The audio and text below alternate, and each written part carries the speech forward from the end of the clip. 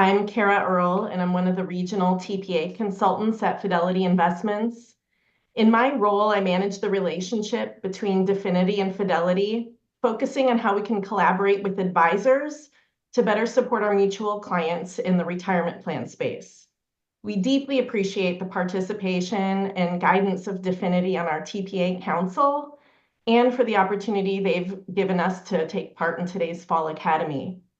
It's my pleasure to introduce Fidelity's Joe Fox, our Senior Regional Investment Consultant on our DCIO team.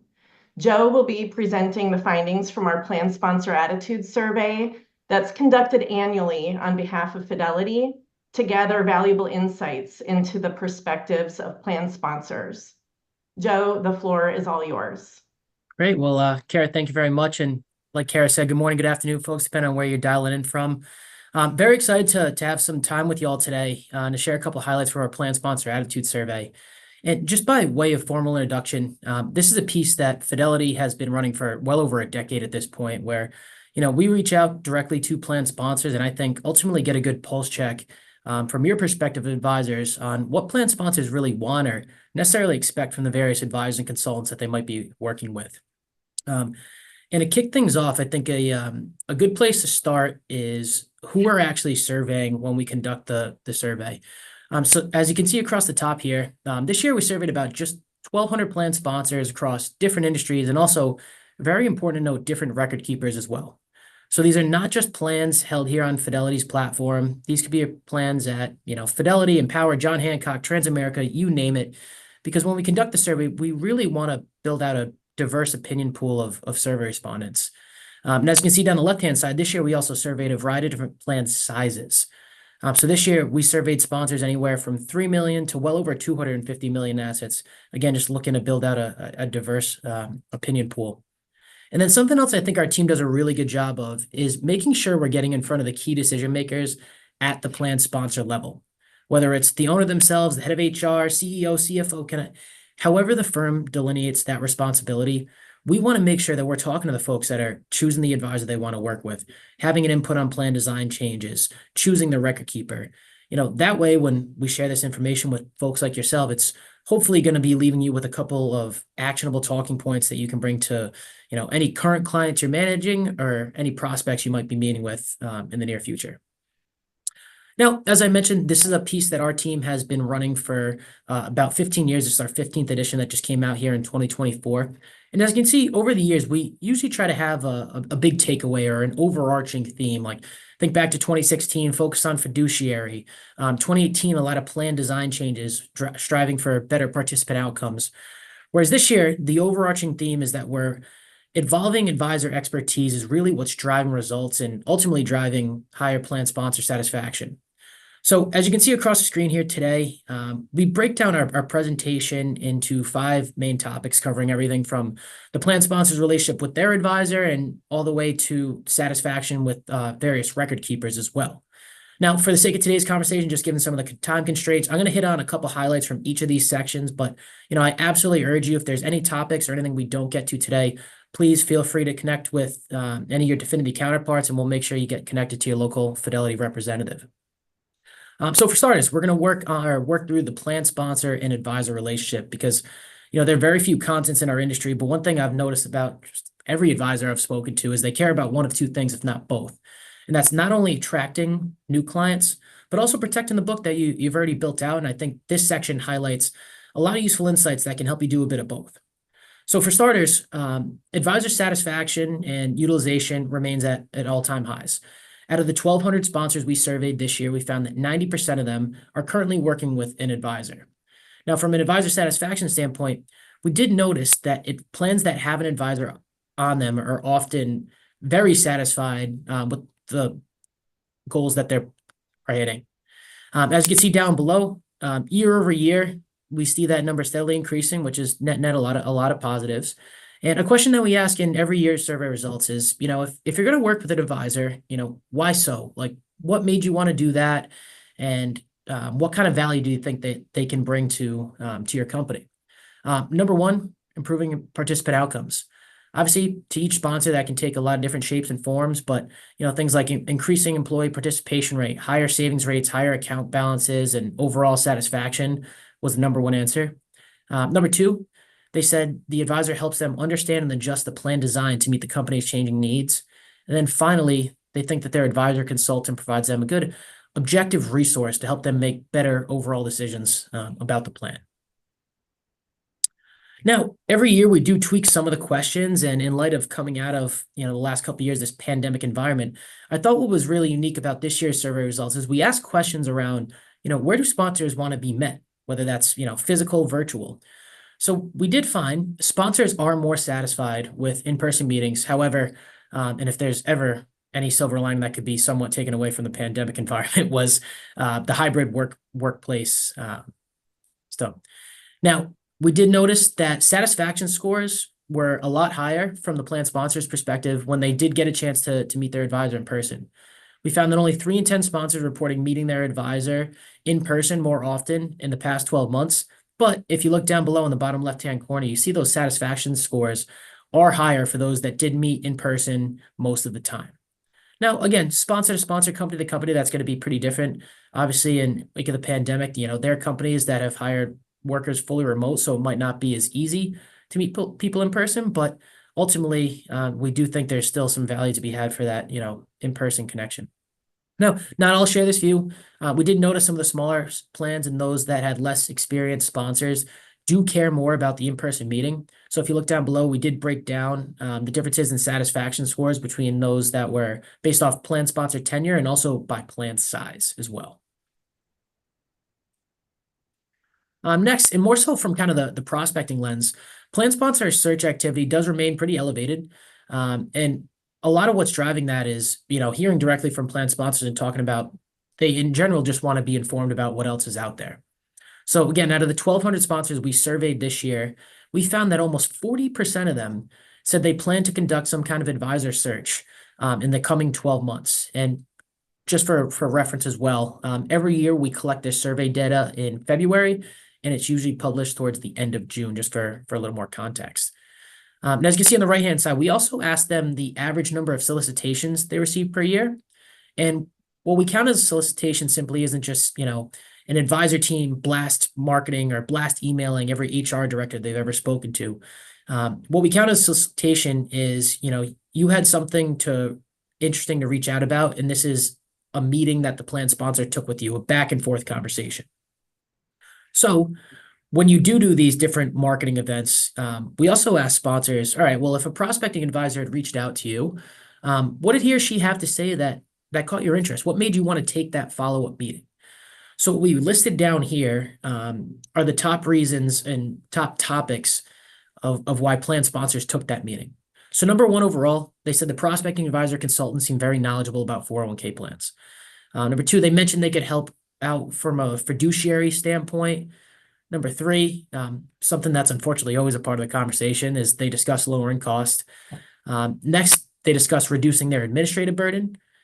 They also said in general, it's just good. It's always good to be informed. I'm sure many folks in this call have come in situations where, a particular sponsor had been working with the same advisor for the last 10 or 15 years. It was a family friend referral, however they got in touch, and they haven't really made any changes in a while. So it's good just from a sheer education standpoint to see what else is out there. Next, they also mentioned referrals can obviously play a huge part in basically any industry that you're in. And then the last one amongst the top reasons that they were truly just unhappy with who they were working with and were looking for alternatives. Next, this is another kind of from a prospecting standpoint, and I think an opportunity for folks to position themselves to companies as kind of a holistic resource. And we've seen over the past couple of years an increasing percentage in acceptance of advisors working with employees outside of the plan. The percentage of advisors soliciting business from employees outside of the plan continues to grow.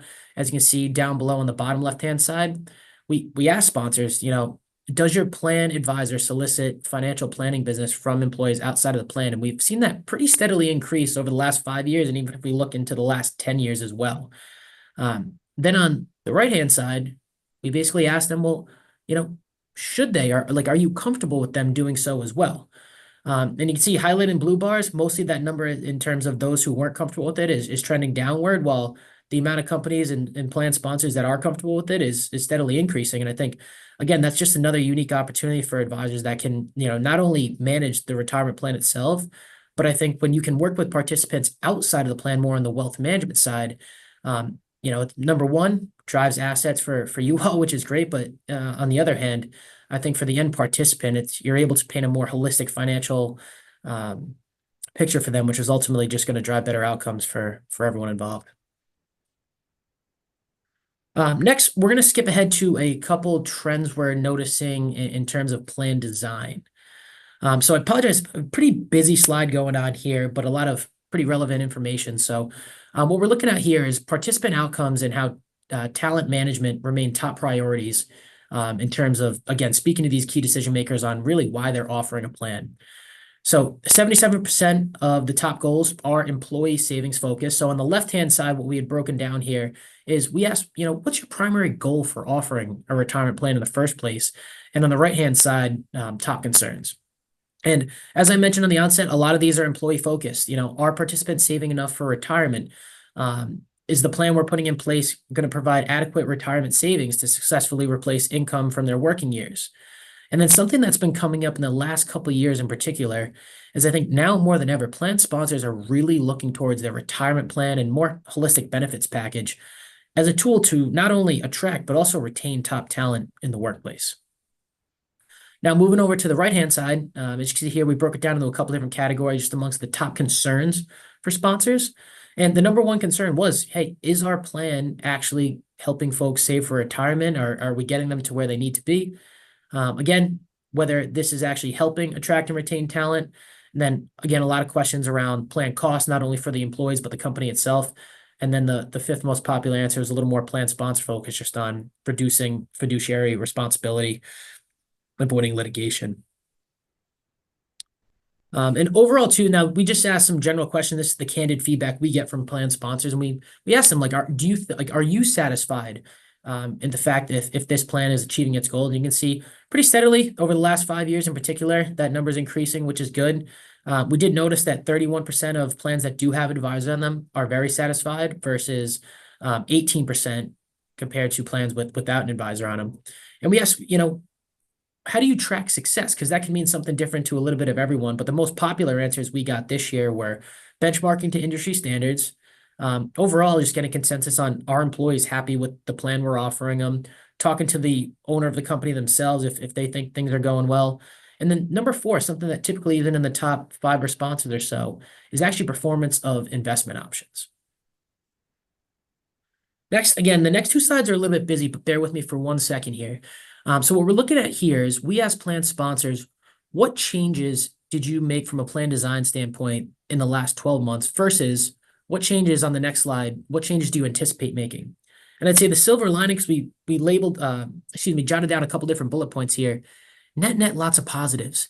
Increasing the matching contribution, increasing the auto deferral rate, or begin offering a matching contribution for the first time, were amongst the most popular changes made last year. Versus on this slide is a bit of a look ahead in terms of what changes people anticipate making in the coming year. And again, lots of positive, which is a great thing. Add automatic increase to the deferral rate, increase the matching contribution, increase the auto enroll deferral rate, begin offering automatic enrollment. We're just amongst the top 4 or 5 responses, and just really happy to see that net again, that this is a lot of positive, not only for participants, but I think for sponsors as well. Then finally, to kind of wrap up some of the plan design changes, what we noticed here, advisors have a significant impact on driving some of these positive plan design changes. So what we're looking at here, we broke this down into a variety of different categories. Highlighted in green, these are advised plans versus non-advised plans, highlighted in blue. And again, these are the plan design changes sponsors expect to make in 2024. And what you'll notice if you scan across from left to right in almost every scenario, plans that do have an advisor on them are inherently more likely to make some of these beneficial changes, like increasing the matching contribution or begin offering a match, adding a Roth component, just to name a few. Next, we're going to cover a couple trends we've noticed more so specific to the investment menus being offered. Again, similar to the last two slides I walked through, I'm not going to run through all of these, but I'll make sure everyone gets a copy of this presentation to comb through and more thoroughly at another time. But we're looking at the investment menu changes that sponsors have made in the last 12 months. And also important to note too, investment changes as a whole have been on the rise. 90% of the 1,200 sponsors we spoke to have made some kind of change in the last year. So amongst the top, and something that we've seen ourselves is increasing the number of CITs available to plan sponsors, or increasing the number of index funds, or just in general increasing the number of investment options were amongst the most popular changes in the last 12 months. And then pretty similarly, as we look ahead to the coming year, a lot of the same, increasing the number of investment options, increasing the numbers of CITs.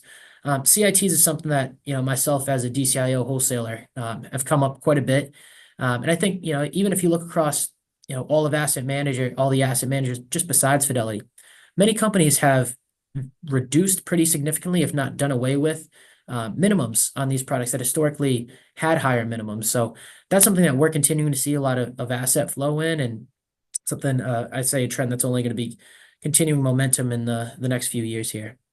But that being said, is it's a newer topic to some folks.